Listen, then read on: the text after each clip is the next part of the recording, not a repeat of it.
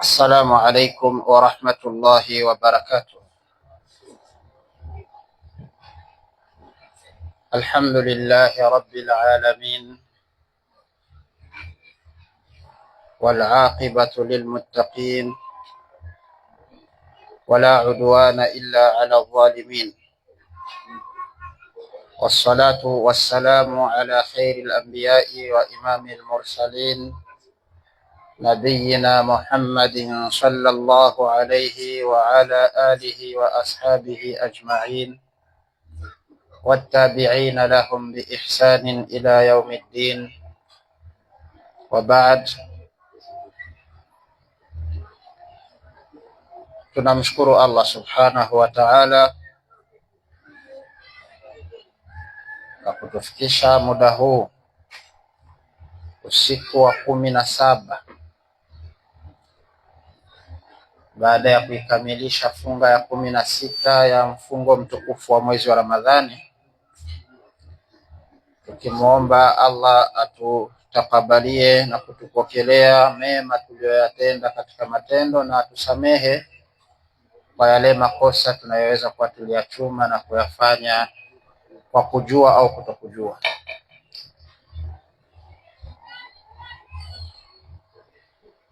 Tukiwa tumeimaliza hadithi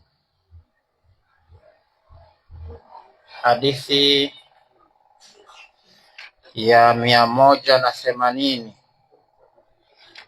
hadithi iliyokuwa inamhusu sahaba aliyekutana na mwenza wake mchana wa mwezi wa Ramadhani akiwa amefunga,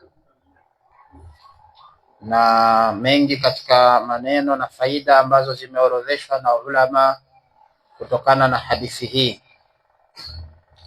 mengi mashallah, naamini tumefaidika nayo. Nukta ya mwisho ilikuwa ni kwamba inajuzu kupiga mswaki mchana wa Ramadhani, na kwamba masala ya karaha huwa ikishaingia zawal, jua likishapinduka kutoka kati ya uwingu kuashiria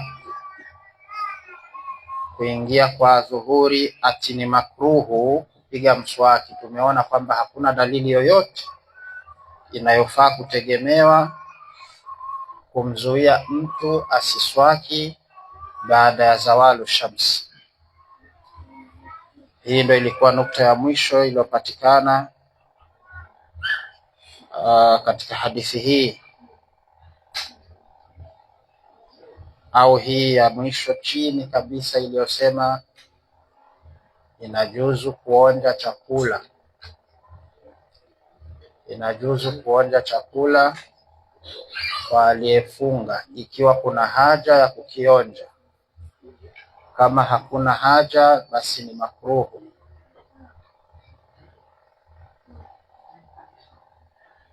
Leo katika kitabu Siyam tunaingia mlango wa babu swaumu fi safari. Babu swaumi fi safari, mlango unaozungumzia mtu kufunga akiwa safarini. Mtu kufunga akiwa safarini. Babu swaumi fi safar, huu ndo mlango wetu wa kwanza, ndo mlango wetu wa leo. Tunauanza kama ifuatavyo: jaat hadhihi sharia bil ahkami al muyassara as-samha.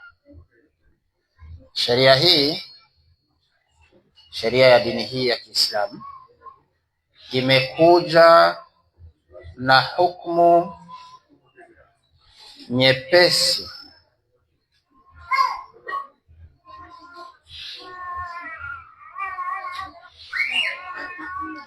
sheria ya dini ya Kiislamu imekuja na hukumu ambazo ni nyepesi, tahqiqan liqaulihi ta'ala, ili kuja hakikisha ile kauli ya Allah aliposema Allah, wama ja'ala alaykum fi ddini min haraj,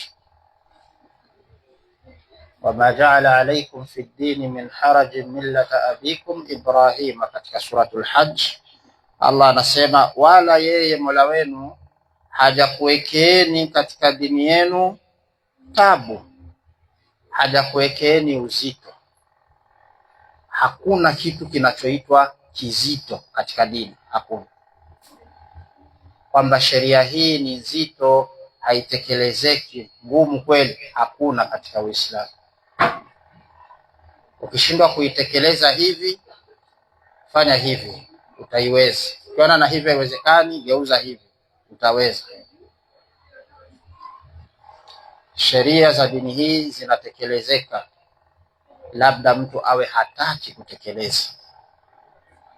Kwa hivyo Allah anakataa, ma ja'ala alaykum fi ddini min haraj, haja patapo Mola wenu kukuwekeeni kwenye dini hii sheria zenye kukupeni dhiki na tabu, hakuna. Na kauli yake Allah, yuridu Allahu bikumul yusra wala yuridu bikumul usra, Allah anakutakieni nyinyi katika sheria za dini hii, anakutakieni mepesi, anakutakieni mepesi, wala hakutakieni mazito. Katika suratul Baqara alipokuja kuishusha aya hii kwamba sasa mtu anaweza akalala usiku akashtuka usiku huo huo akala mpaka ije kuingia alfajiri, tofauti na ilivyokuwa mwanzo wa kufaradhishwa funga. Kisha ndo akasema Allah anakutakieni wepesi wala hakutakieni uzito, kwa sababu kabla ilikuwa ukishalala tu funga imeanzia hapo. Hata ukishtuka saa 8 ya usiku hauruhusiwi kula au kufanya chochote kinachofunguza. Falamma kana safaru, ilipokuwa safari ghaliban, mara nyingi, fihi mashaqqatu wa su'uba, huwa ndani yake kuna tabu na uzito. Safarini kuna tabu na uzito. Wa annahu qit'atun min al'adhab, na kwamba safari ni sehemu, ni kipande cha adhabu. Safari ni kipande cha adhabu. Kutokana na hali hiyo, khuffifa fihi, sheria ilikuja kuweka wepesi ndani ya masala ya safari kuhusu hukumu za baadhi ya ibada. Unasafiri mathalan toka Cape Town unakwenda Johannesburg, unakwenda kufata kitu umekioda online, umekipata, unaruka na ndege ya usiku pap, ili utue kule saizi. Ukiruka hapo utue saa 6 huko kule. Kesho asubuhi maduka yanafunguliwa, uanze na wewe mizunguko ya kununua. Sheria ya dini inakuruhusu kuzikusanya swala na kuzipunguza. Kwa hivyo adhuhuri unaruhusiwa kuisali pamoja na alasiri, tena kupunguza rakaa 2 ili upate fursa ya kufanya mizunguko yako ukiwa mwepesi na mwenye nafasi. Usije kaanza kumlaumu Mwenyezi Mungu, muda huu wa saa 10 ndo jamaa aliniambia tuonane, ndio swala. Sheria haitaki hivyo. Kwa hiyo wepesi huu umewekwa na sheria ili kukufanya wewe uweze kutimiza malengo yako ya kidunia, na muda huo huo upate nafasi ya kuabudu. Usije ukaleta kisingizio kwamba kuabudu imekuwa ni sababu ya kuharibikiwa na mambo yako ya kimaisha. Kwa hivyo anasema, kwa kuwa safari mara nyingi huwa kuna tabu na misukosuko ndani yake, na kwamba safari ni sehemu ya adhabu, basi sheria ilikuja ikahafifisha baadhi ya hukumu katika ibada. Wa min tilka takhfifat, na miongoni mwa vilivyowekwa kwa uwepesi,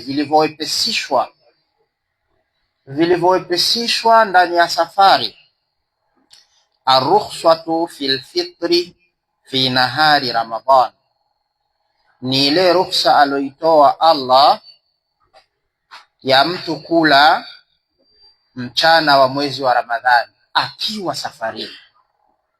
Faman kana minkum maridan au ala safarin, aya zimesema hivi, yeyote katika nyinyi ambaye atakuwa anaumwa mgonjwa au yuko safarini, ale faiddatun min ayamin ukhar, atakuja kukamilisha idadi katika masiku mengine. Ruhusa hiyo imekuja.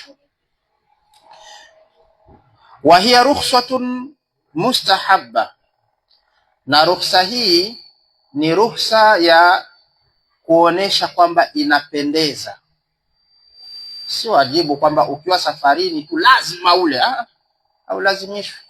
Hasa ukiwa katika wale ambao baada ya Ramadhani hawatakaji kujikuta wana madeni. Ni ruhusa mustahabbatun, inayoleta kitu kupendekezwa. Ni pendekezo la kwamba ukipenda fungua, ukipenda funga. Liqaulihi sallallahu alayhi wa alihi wasallama, ni kutokana na kauli ya Mtume sallallahu alayhi wa alihi wasallam aliposema, laisa minal birri as-siyamu fi safari, si katika wema kufunga safarini, si katika uchamungu. Yani mtu asijione ni mchamungu sana akawa safarini na kuwa amefunga.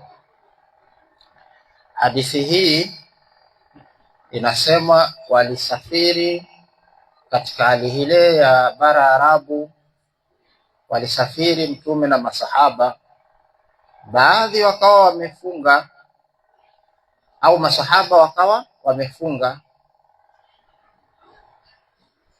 Jua na safari ilivyokuwa vikampanga mmoja katika masahaba wa Mtume, akazidiwa, akazimia, akaanguka. Alipoanguka wenzake wakamzingira, wakawa wanampepea na kummwagia maji. Mtume aliposogea kuangalia kundi la watu, akauliza kuna nini? Asema huyu amezidiwa, huyo saumu imemwea kali, amefunga. Jua ili limemtandika kisawasawa mpaka ameanguka. Ndio Mtume akasema laisa minal birri as-siyamu fi safar, haikuwa vyema kufunga safarini, si katika wema kufunga safarini. Wa hiya rukhsatun ta'ummu alladhi yanaluhu bisafari mashaqqa wa ghayruhu mimman takunu asfaruhum rahatun wa min'a wa mut'a, lianna alhukma lilghalib.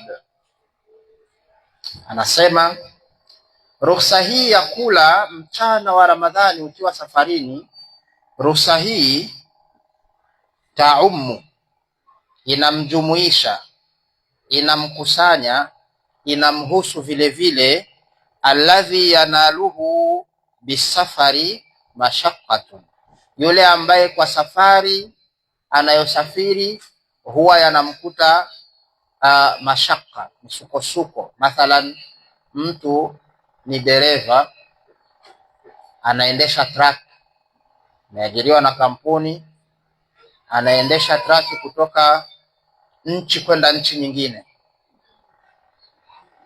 bado atakwama njiani, barabara itakuwa mbovu na nini. Huyu bila shaka ana taabu njiani, safarini.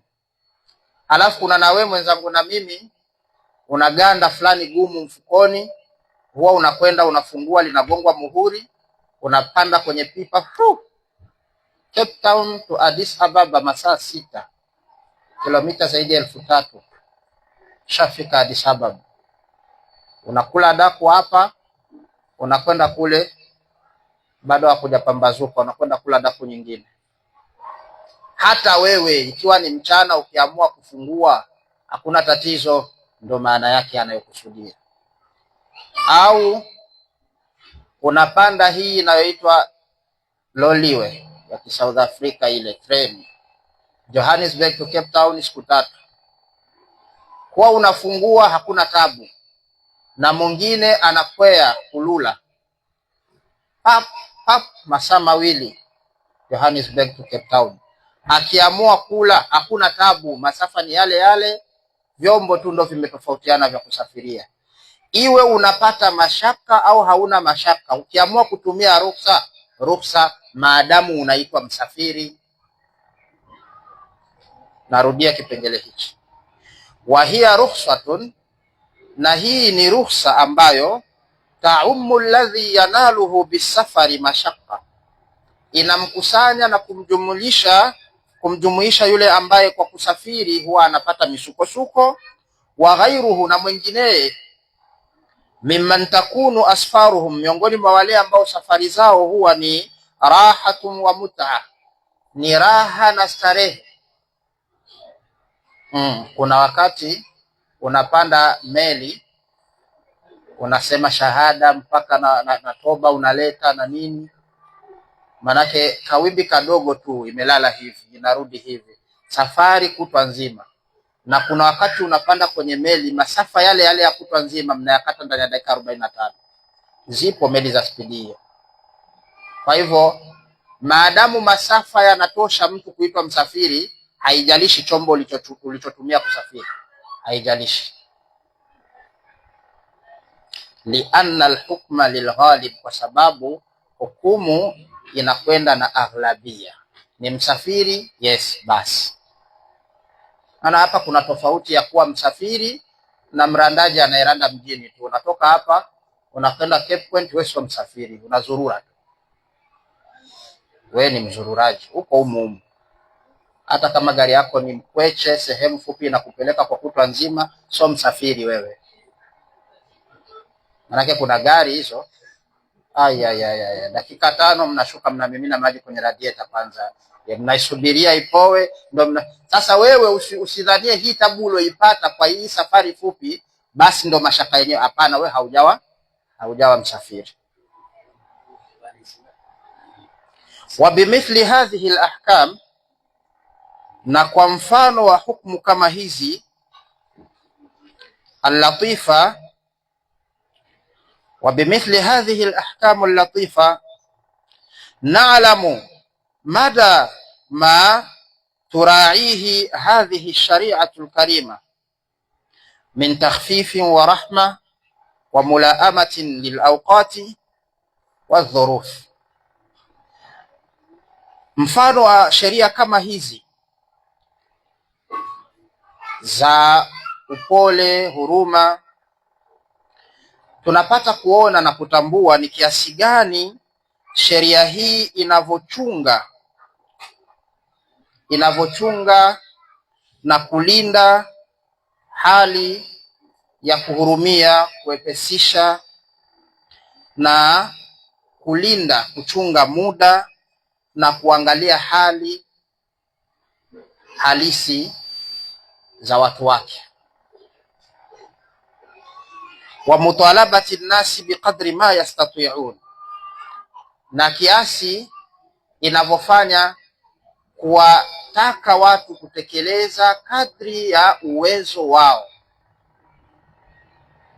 Sheria hii ipo kututaka sisi tutekeleze mambo ya kihukumu kadri ya uwezo wetu, na Mtume alisema hivyo. Alisema idha amartukum bi amrin fa'tu minhu mastata'tum, napokuamrisheni jambo litekelezeni kadri ya uwezo wenu. Swala tumelazimishwa kuswali, ndio, lakini miguu inaniuma. Hauambiwi ufe ili tu usimame kwenye swala. Kaa, hauwezi kukaa, lala. Yani tunaambiwa tutekeleze, lakini kadri ya uwezo.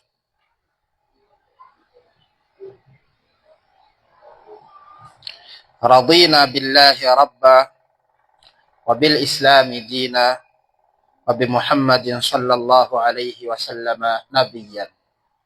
Kwa maana hii sisi hatuna budi isipokuwa kumridhia Allah kuwa Mola wetu, ambaye anatuwekea sheria zinazoendana na sisi. Kaona ubovu wetu, katuwekea sheria nyepesi.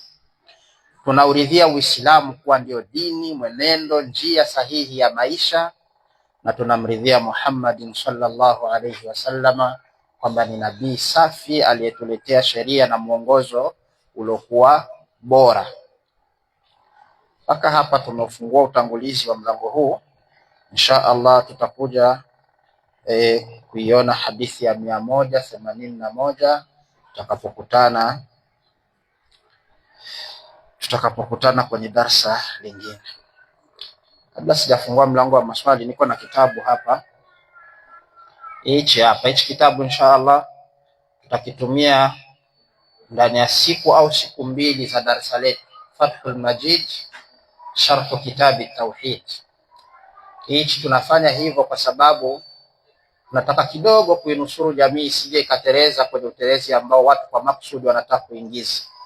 Kuna watu tushirikina fulani tunataka kutuingizia sumu katika jamii yetu, kana kwamba hakuna tena isipokuwa uchawi na wachawi. Tunataka kudili na hawa watu vile inavyostahili. Hakuna uchawi unaosemwa na hawa, wao ndo wachawi wenyewe. Wanaotangaza uchawi katika jamii zetu, wao ndo wachawi. Wanataka watu wawafuate wakiamini kwamba hawa wanauoni fulani wa kuwaona wachawi wanaweza kutusaidia. Hawa ni business tu inatangazwa. Wahuni hawa. Bahati mbaya uhuni huu wanaofanya misikitini, na wameweka nanga kabisa misikitini kupiga ramli na nini. Wahuni hawa wakwekwe na waepukwe kama ukoma. Ndugu zangu, katika tiba ya Kiislamu, mathalan ruqya, hata ikitokea kweli mtu ana jini, chukua betri hapa, tolee betri.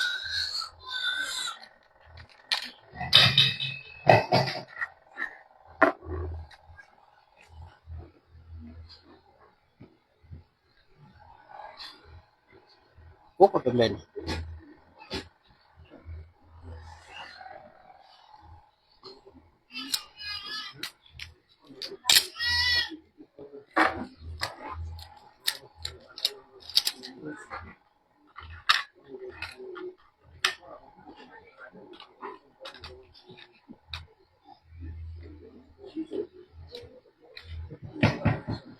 Naam, katika kanuni za tiba ya kisheria, hata ikitokea mtu amekupandishia jini wakati unamsomea, jini likakwambia mimi nimetumwa na mjomba wake, mimi nimetumwa na shangazi yake, kwamba shangazi mtu kamtupia mpwa wake jini, mjomba mtu kamtupia mpwa wake jini, sheria inakwambia majini ni waongo, liamuru lilazimishe kutoka bila kulisadiki huu uongo linalo kusimulia. Asa unapokuwa wewe hauna hata hiyo alama ya kwamba mtu alipandisha jini akuambie jini hili au jini mimi nimetoka kwa fulani, huna hata alama hiyo, aje kwenye uchawi uje utuambie fulani ana uchawi, karogwa na fulani. Wewe nani? Kikawaida wewe unakuwa ni nani? Yaani kwa kawaida ya maisha ya kawaida, ukimuona mtu anasema huyu jamani mchezaji kweli, ujue ni mchezaji hodari. Huyu ni tajiri, ujue mwenyewe ana pesa mpaka chamona huyu ananishinda. Huyu ni msomi, ujue huyu ni msomi, ameshaona huyu ni kiboko ananishinda mimi. Na huyu ni mchawi. Inakuwaje? Ndio mshanielewa hivyo. Basi kuna wachawi wanataka kuja kutuharibia jamii na wameweka nanga misikitini. Hawa tunakula nao pale pale wanapokula wao, na sisi tunakula pale pale. Tutakuja kukutana inshallah. Tutakuwa na dakika 2 za maswali kama yapo. Kama hayapo, leo tunaruka kawaida nje ya ada. Bismillah. Wa alaykum salaam.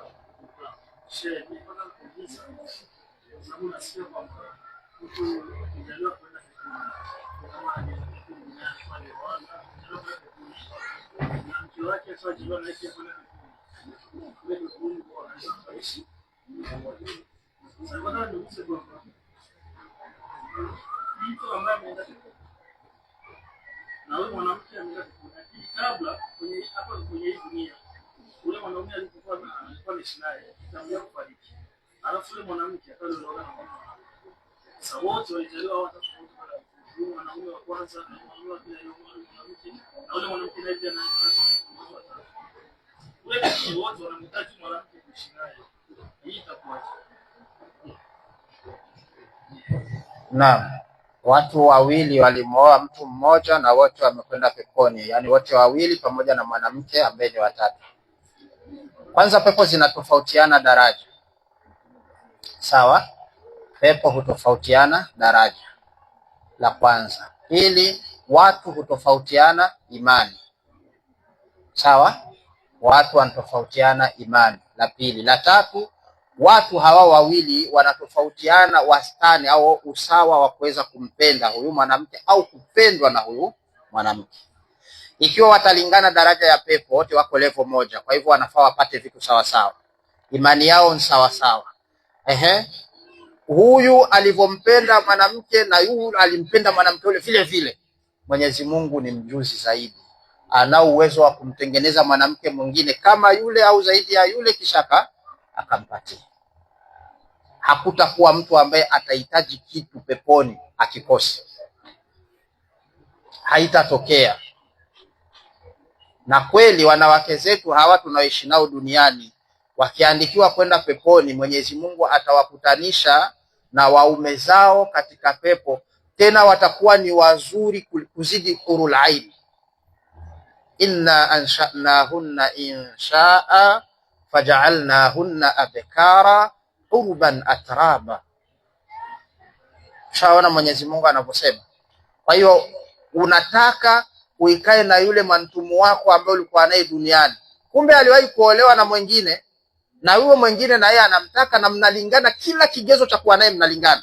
Mwenyezi Mungu anamtengeneza mwingine mpaka wote sahau huyu ndio original au ndio huyu original, kisha wewe huyu unapewa huyu unapewa. Mwenyezi Mungu atakufanyeni mnachotaka. Katika pepo hakutakuwa hata huo muda wa kustress, mbona nilimtaka huyu, alafu hakutakuwa huo muda. Wewe utashtuka tu naye na unadhania ndio huyu huyu, sawa sawa. Lakini kwa vyovyote vile kile ambacho mtazidiana, ambacho kinakuwa ni kigezo cha kuwa naye, basi yule aliyemzidi mwenzake ndo atamchukua.